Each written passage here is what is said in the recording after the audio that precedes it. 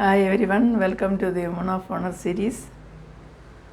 ഇന്ന് ലാസറിനെ ഉയർപ്പിച്ച ദിവസം, അതായത് ഈ സാറ്റർഡേക്ക് വന്നിട്ട് അങ്ങനെ ഒരു പ്രത്യേകതയുണ്ടെന്ന് നമുക്കറിയാം. സഭകളിലൊക്കെയും അതിനുള്ള മാസുകളും അതുപോലെ സർവീസുകളൊക്കെ ഉള്ള ഒരു ദിവസമാണ്. ലാസറിനെ ഉയർപ്പിച്ച കാര്യം നമ്മൾ പുതിയ നിയമത്തിൽ നോക്കുമ്പോൾ 4 ഗോസ്പലുകളിൽ സുവിശേഷങ്ങളിൽ യോഹന്നാൻ്റെ സുവിശേഷത്തിലാണല്ലോ ഇത് രേഖപ്പെടുത്തിയിരിക്കുന്നത്. 11-ാം അധ്യായം 1-ാം വാക്യം മുതൽ 44-ാം വാക്യം വരെയും യേശുക്രിസ്തു ഈ ലാസറിനെ ഉയർപ്പിച്ച ആ ഒരു ഇൻസിഡൻറ്റിനെ കുറിച്ചാണ് വിവരിച്ചിരിക്കുന്നത്. എല്ലാവർക്കും അറിയാവുന്ന സംഭവമാണ്. എന്നാലും ഇന്നത്തെ ദിവസം ആ വിഷയത്തെക്കുറിച്ച് ചെറുതായിട്ട് ചിന്തിക്കാമെന്ന് ആഗ്രഹിക്കുകയാണ്. ലാസർ എന്ന് പറയുന്ന ആൾ യേശുവിൻ്റെ ഒരു ഫ്രണ്ടായിരുന്നു നമ്മൾ കാണുന്നു. യേശു അവരുടെ ഭവനത്തിൽ വിസിറ്റ് ചെയ്യുക, ആ വഴിക്ക് പോകുമ്പോൾ അവിടെ വിസിറ്റ് ചെയ്യാറുണ്ടായിരുന്നു. ഭക്ഷണം കഴിക്കുക, അവരുടെ സഹോദരിമാരോടൊപ്പം സംസാരിക്കുന്നതായിട്ടും ഒക്കെ നമുക്കറിയാം. അതുപോലെ തന്നെ വേറൊരു ഭാഗത്ത് നമ്മൾ വായിക്കുന്നുണ്ട്, മറിയ നല്ല അംശം കൈക്കൊണ്ടുവന്ന്, അതായത് കർത്താവ് ടീച്ചിങ് ദൈവത്തിൻ്റെ വചനം പഠിപ്പിക്കുമ്പോൾ മാർത്ത പലവിധ കാര്യങ്ങളിൽ ഓടി നടന്ന് കാര്യങ്ങൾ ചെയ്തുകൊണ്ടിരുന്നപ്പോൾ മറിയ വന്നിട്ട് അവൻ്റെ പാദപീഠത്തിലിരുന്നുകൊണ്ട് ദൈവത്തിൻ്റെ വചനം ശ്രദ്ധിക്കുകയും അതിന് ഇമ്പോർട്ടൻസ് കൊടുത്തതായിട്ടും നമ്മൾ കാണുന്നു. അപ്പോൾ കർത്താവ് തന്നെ പറയുന്നുണ്ട്, മറിയ നല്ല അംശം തിരഞ്ഞെടുത്തുവെന്ന്. ഇവിടെ നമ്മൾ ഈ വിഷയത്തിൽ യേശു ലാസറിനെ ഉയർപ്പിച്ച വിഷയം നോക്കുമ്പോൾ, ലാസറിന് വന്നിട്ട് സുഖമില്ലാതായി അവൻ കിടപ്പിലായപ്പോൾ അവൻ്റെ 2 സഹോദരിമാരും യേശുവിൻ്റെ അടുക്കൽ ഒരാളെ പറഞ്ഞയച്ച് അവന് സുഖമില്ലായെന്നും നീ വരണമെന്നും അവന് സൗഖ്യം കൊടുക്കണമെന്നൊക്കെ അവർ അപേക്ഷിക്കുകയാണ് ഉണ്ടായത്. എന്നാൽ കർത്താവ് ആ സമയത്ത് അവരുടെ വാക്ക് കേട്ടെങ്കിലും അവിടെ കടന്നു വരുവാനോ അവർക്ക് അവന് സൗഖ്യം കൊടുക്കുവാനോ മുതിർന്നില്ല. കർത്താവിന് അറിയാമായിരുന്നു അത് വന്നിട്ട് അവന് മരിക്കുമെന്നുള്ളതൊക്കെയും യേശുവിന് അറിയാമല്ലോ. എന്നാൽ കർത്താവ് അതിന് ഉത്തരവൊന്നും പറയുന്നില്ല. എന്നാൽ അവിടെ ചെന്നിട്ട് അവന് സൗഖ്യം കൊടുക്കുകയും ചെയ്തില്ല എന്നുള്ളതാണ്. പിന്നീട് അവർക്ക് യേശുവിന് വിവരം ലഭിക്കുകയാണ്, അതായത് നിൻ്റെ കൂട്ടുകാരനായ ലാസറസ് മരിച്ചുപോയി എന്നുള്ള വിവരം അറിഞ്ഞിട്ട്, അപ്പോഴേക്കും ലാസർ മരിച്ച് അവനെ അടക്കം ചെയ്തു. 4 ദിവസം ഓൾറെഡി ആയി.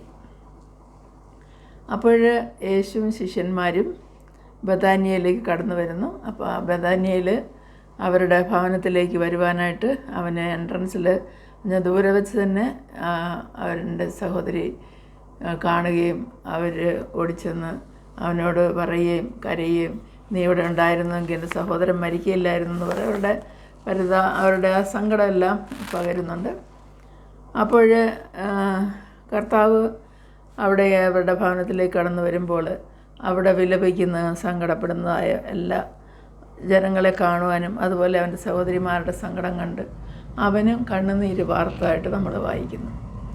അപ്പോഴൊരു മനുഷ്യൻ്റെ അല്ലെ ഒരു വ്യക്തിയുടെ അല്ലെ ഒരു കുടുംബത്തിൻ്റെ സങ്കടങ്ങളും പ്രയാസങ്ങളും അവർക്ക് സഹിക്കാവുന്നതിനപ്പുറമായിട്ടുള്ള പരീക്ഷണങ്ങളൊക്കെയും വരുമ്പോൾ അതിൻ്റെ മധ്യത്തിൽ കർത്താവ് ഇന്നും നമ്മോടൊപ്പം ഉണ്ടായിരിക്കുമെന്നും അവൻ നമ്മളോടൊപ്പം കണ്ണുനീര് വാർക്കുന്നവനാണെന്നും നമുക്ക് കാണുവാനായിട്ട് സാധിക്കും. അതുപോലെ തന്നെ അവൻ സന്തോഷിക്കുന്നവരോടുകൂടെ സന്തോഷിക്കുകയും കരയുന്നവരോടുകൂടെ കരയുന്നവനുമാണെന്നുള്ളത് നമുക്കറിയാമല്ലോ.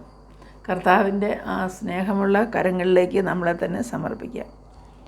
അതുപോലെ തന്നെ ഇവിടെ നമ്മൾ നോക്കുമ്പോൾ പുതിയ നിയമത്തിൽ വളരെയധികം എടുത്തു പറയപ്പെട്ടതായ, അതായത് ഒരു സിഗ്നിഫിക്കൻ്റ് ആയിട്ടുള്ള ഒരു അത്ഭുതമാണ് ലാസറിനെ ഉയർപ്പിച്ചു എന്നുള്ള കാര്യം. അപ്പോൾ അവൻ്റെ രോഗക്കിടക്കയിൽ അവനായിരുന്ന സമയത്ത് യേശുവിടെ കടന്നു വന്നില്ല എന്ന് നമുക്കറിയാം. വളരെ ക്ലോസ് ഫ്രണ്ടായിരുന്നു, എങ്കിലും തക്ക സമയത്ത് വന്നില്ല, അവന് സൗഖ്യം നൽകിയില്ല. അപ്പോൾ അവൻ മരിച്ചു കഴിഞ്ഞപ്പോൾ അതും അടക്കി 4 ദിവസമായപ്പോൾ കർത്താവ് എത്തുന്നു. കർത്താവ് വന്നിട്ട് അവരുടെ സങ്കടത്തിൽ പങ്കുചേരുന്നു. അത് കഴിഞ്ഞ് അവന് അടക്കിയിരിക്കുന്നതായ ആ ടോമ്പിൻ്റെ അടുത്തേക്ക് കല്ലറയ്ക്കലേക്ക് പോവുകയാണ്. അതൊരു ഗുഹയായിരുന്നു. ഗുഹയിൽ അവൻ്റെ ലാസറിൻ്റെ ബോഡി അടക്കിയിരുന്നു. വെളിയിൽ ഒരു കല്ല് വെച്ച് അത് മൂടി വെച്ചിരുന്നു. അപ്പോൾ കർത്താവ് അങ്ങോട്ട് പോകുന്നത് കണ്ടിട്ട് വളരെ കൺസേൺഡായിട്ട് മാർത്ത പറയുന്നുണ്ട്, കർത്താവെ ഓൾറെഡി 4 ദിവസമായി അത് നാറ്റം വമിക്കുന്നുണ്ടായിരിക്കുമല്ലോ. അത് ശരിക്കും വന്നിട്ട് 4 ദിവസം കഴിഞ്ഞു ആ ഒരു ഡീകമ്പോസിഷനായി എന്നുള്ള ദ്രവിക്കാൻ തുടങ്ങുക. അത് ആ ഒരു നാറ്റം വമിക്കുന്ന ആ ഒരു സ്ഥലത്തേക്ക് ഇപ്പോൾ നീ പോകുന്നതെന്നുള്ള രീതിയിൽ അവൾ വളരെയധികം കൺസേണായിട്ട് പറയുന്നു. എന്നാൽ കർത്താവ് അവിടെ നിന്നിട്ട് ആകാശത്തേക്ക് പിതാവിനോട് സ്വയം അർപ്പിച്ച് പ്രാർത്ഥിക്കുകയാണ്. കർത്താവ്, നീ അത്ഭുതം എൻ്റെ പ്രാർത്ഥന കേൾക്കുമെന്നും അതുപോലെ തന്നെ ഈ കൂടിയിരിക്കുന്ന ജനം വിശ്വസിക്കേണ്ടതിനായിട്ട് നീ അത്ഭുതം പ്രവർത്തിക്കണമെന്ന് പറഞ്ഞിട്ട് കർത്താവ് പ്രാർത്ഥിക്കുന്നു. അതിനുശേഷം അവിടെ നിൽക്കുന്ന ആൾക്കാരോട് പറയുന്ന ആ കല്ല് മാറ്റാൻ പറയുകയാണ്. അപ്പോൾ ആ കേവിൻ്റെ ആ ഗുഹയുടെ കല്ല് മാറ്റുന്നു. അതുപോലെ തന്നെ എൻട്രൻസിൽ കർത്താവ് നിന്നുകൊണ്ട് ലാസറെ പുറത്ത് വരിക എന്ന് പറയുമ്പോൾ കർത്താവിൻ്റെ ശബ്ദം കേട്ടിട്ട് ലാസർ വെളിയിലേക്ക് വാതിക്കലേക്ക് എത്തുന്നു. അപ്പോൾ അവൻ്റെ മുഖം മൂടിയിരുന്നു. അതുപോലെ തന്നെ ശരീരമൊക്കെ ശവസംസ്കാര ശുശ്രൂഷയിൽ ചെയ്യുന്നു. അവനെ ആ വസ്ത്രം ചുറ്റി കെട്ടിയിരുന്നു. അപ്പോൾ അത് അവനെ അഴിച്ചുവിടാൻ പറയുന്നു. കർത്താവ് അവരോട് പറയുന്നു അവൻ പോകട്ടെ, അവൻ്റെ കെട്ടുകളൊക്കെ അഴിച്ചു മാറ്റുവാനായിട്ട് പറയുന്നു. അങ്ങനെ കർത്താവിൻ്റെ വലിയ ഒരു അത്ഭുതമാർന്ന ഒരു പ്രവൃത്തി അവിടെ കാണുവാനായിട്ടിടയായി. അങ്ങനെ ലാസർ ജീവനോടെ വെളിയിൽ വന്നു. കണ്ടു നിന്ന ജനമെല്ലാം ആശ്ചര്യപ്പെട്ട് അവിടെ ഉണ്ടായിരുന്നവരിൽ 3/4 എന്നല്ല കൂടുതൽ ആൾക്കാരും യഹൂദന്മാർ തന്നെയായിരുന്നു. അവരിൽ പലരും അന്ന് ആ സംഭവം കണ്ടിട്ട് തന്നെ കർത്താവിനെ വിശ്വസിച്ചു എന്നുള്ളതാണ്. അപ്പോൾ ഇവിടെ നമ്മൾ കാണുന്നത് ലാസറിനെ വന്നിട്ട് ഉയർപ്പിക്കുക എന്ന് പറയുന്നത് അതൊരു പവർഫുൾ ഡെമോൺസ്ട്രേഷനായിരുന്നു എന്ന് പറയാം. ജീസസിന് മരണത്തിൻ്റെ മേലെയുള്ള അധികാരത്തെ ഡെമോൺസ്ട്രേറ്റ് ചെയ്യുന്ന ഒരു അത്ഭുതമായിരുന്നു. അതുപോലെ തന്നെ ഒരു ഫോർഷാഡോയിങ് എന്ന് പറയാം. കർത്താവിൻ്റെ ക്രൂശ് മരണവും അവൻ്റെ റിസറക്ഷനെയും അവൻ്റെ റിസറക്ഷൻ 3-ാം ദിവസം ഉയർത്തെഴുന്നേൽക്കുന്നതിൻ്റെ ഒരു ഫോർഷാഡോയിങ് കൂടി ആയിരുന്നു.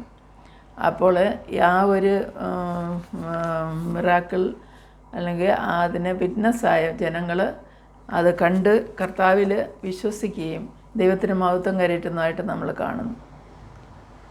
പിന്നീട് ലാസർ അനേക നാൾ ജീവിച്ചിരുന്നു. ലാസർ ദൈവത്തിനായി പ്രവർത്തിച്ചതായിട്ടും നമുക്ക് പിന്നെ ചരിത്രത്തിൽ കാണാവുന്നതാണ്. എനിക്കും ഒരു 15 വർഷങ്ങൾക്ക് മുമ്പേ ആ ബഥന്യയിൽ പോകുവാനും അവിടെ ആ ലാസറിൻ്റെ കല്ലറ ആയിരുന്ന ആ സ്ഥലം കാണുവാനും ആ വില്ലേജിൽ ബഥനി എന്ന് പറയുന്ന ആ ഗ്രാമം എന്ന ചെറിയൊരു പട്ടണം അതിൽ കൂടെ നടക്കുമ്പോൾ ഈ കാര്യങ്ങളൊക്കെ മനസ്സിലോർക്കാനും അതിന് ഓർമ്മയ്ക്ക് വേണ്ടി അവിടെയുള്ള ഷോപ്പിങ്ങിൽ നിന്ന് എന്തോ ഒരു സാധനം ഒരു ചെറിയ ഐറ്റമാണെങ്കിലും വാങ്ങിച്ച് നമ്മൾ ഭവനത്തിലേക്ക് കൊണ്ടുവരാനായിട്ട് സാധിച്ചു. എന്താണെന്ന് പറഞ്ഞാലും നമ്മൾ ഓരോ സ്ഥലങ്ങൾ ഓരോ പ്രാധാന്യമുള്ള സ്ഥലങ്ങളിൽ ചെല്ലുമ്പോൾ ആ ഭാഗങ്ങൾ നമ്മൾ ബൈബിളിൽ പറഞ്ഞിരിക്കുന്നതൊക്കെ ഓർക്കുമ്പോൾ നമുക്ക് സന്തോഷം കൊണ്ടും തുള്ളിച്ചാടാൻ തോന്നുന്നുള്ളതാണ്.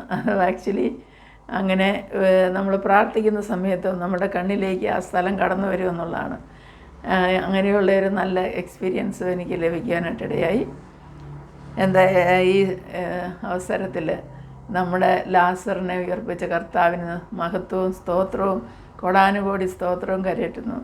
അവന് മാത്രം മഹത്വം ഉണ്ടായിരിക്കട്ടെ, ദൈവനാമം മഹത്വപ്പെടട്ടെ എന്ന് പ്രാർത്ഥിക്കുന്നു. എല്ലാവരെയും ഒരിക്കൽ കൂടെ ആശംസിച്ചുകൊണ്ട് നല്ലൊരു ദിവസം നേർന്നുകൊണ്ട് ഈ വീഡിയോ ചുരുക്കുന്നു. ഇഷ്ടമായ ലൈക്ക് ചെയ്യാൻ മറക്കരുത്. ദയവ് ചെയ്ത് സബ്സ്ക്രൈബ് ചെയ്യണം പ്ലീസ്. ബൈ.